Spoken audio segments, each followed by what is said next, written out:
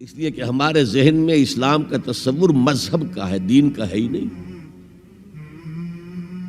ہم وہی سمجھتے ہیں کہ نماز، ایک تو یہ کہ ہمارے عقائد ٹھیک ہو، نماز روزہ حج زکوٰۃ کا تقاضا ہو، اور کچھ جو ہمارے سوشل کسٹمز ہیں، عیدیں منائیں، جمعہ پڑھے، قربانیاں دیا کریں عید الاضحیٰ میں، بچے کا عقیقہ کریں، مردے کو دفنائیں کفنائیں، شادی ہو تو ایجاب و قبول کرائیں، پھیرے نہیں ڈلوائیں گے۔ بھئی یہ ہمارا دین ہے، ہمارا مذہب ہے۔ مذہب دین نہیں ہے، یہ دین کا تصور ہی نہیں۔ ہم اتنے خوگر ہو گئے محکومیت کے کہ دین کی اقامت کا تصور، دین کو غالب کرنے کا تصور ہمارے ذہن سے نکل گیا، ذہن میں ہے ہی نہیں۔ علماء کو بھی اجنبی سی بات لگتی ہے، یہ کیا بات کہہ رہے ہیں، یہ تو اجنبی سی بات ہے، اس لیے کہ ہمارے ذہنوں سے تصور نکل گیا۔ پہلے مسلمان بادشاہ تھے، ملوکیت تھی، وہ اسلام تو نہیں تھا۔ اسلامی نظام تو خلافت راشدہ کا تھا، ابو بکر اور عمر اور عثمان اور علی اور حضرت حسن کو میں مزید شامل کرتا ہوں۔ تب 30 برس بنتے ہیں جو حضور نے فرمایا تھا کہ یہ 30 برس خلافت رہے گی۔ بعد میں تو ملوکیت آ گئی، یہ بنو امیہ کے بادشاہ تھے، چاہے خلفاء اپنے آپ کو کہلوائیں۔ بنو عباس تو بڑے بادشاہ تھے، شہنشاہ تھے، بڑے محل بنائے تھے، اور یہی حال پھر جن کو ہم کہہ دیتے ہیں عثمانی خلفاء، یعنی ترک بادشاہ اور شہنشاہ، ان کا بھی حال یہی تھا۔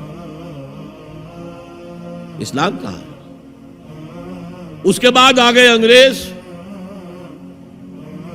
انگریز نے کہا قانون ہمارا ہوگا، کرمنل لا ہمارا ہوگا، CRPC ہماری ہوگی، سول لا ہمارا ہوگا، نظام ہمارا ہوگا۔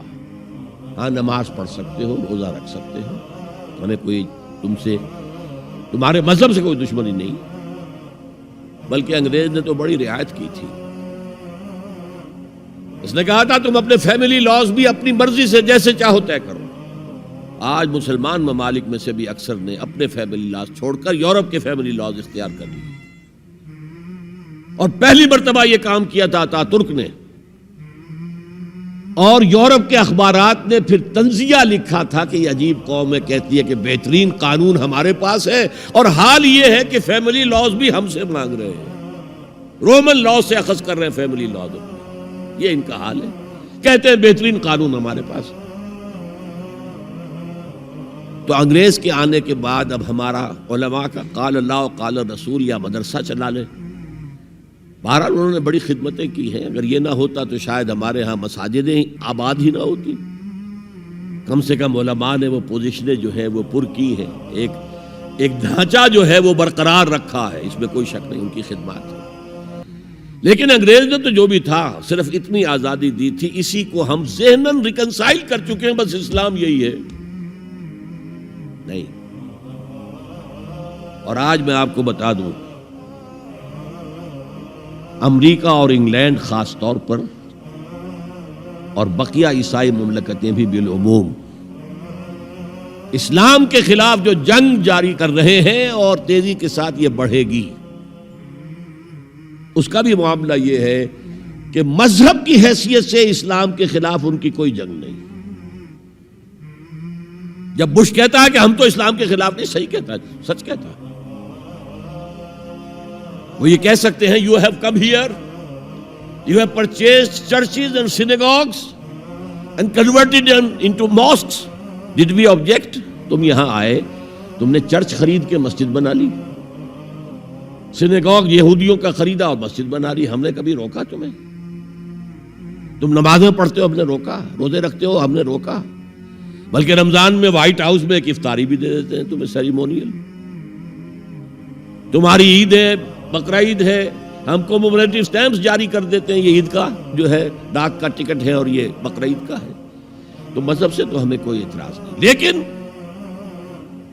اسلام کا سیاسی، معاشی اور سماجی نظام nothing doing, we will not bear it، نظام ہمارا ہوگا۔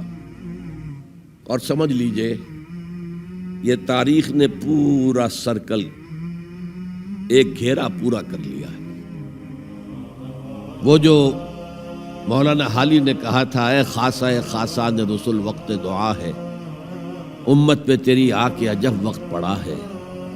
وہ دین جو بڑی شان سے نکلا تھا وطن سے، پردیس میں وہ آج غریب الغرباء ہے۔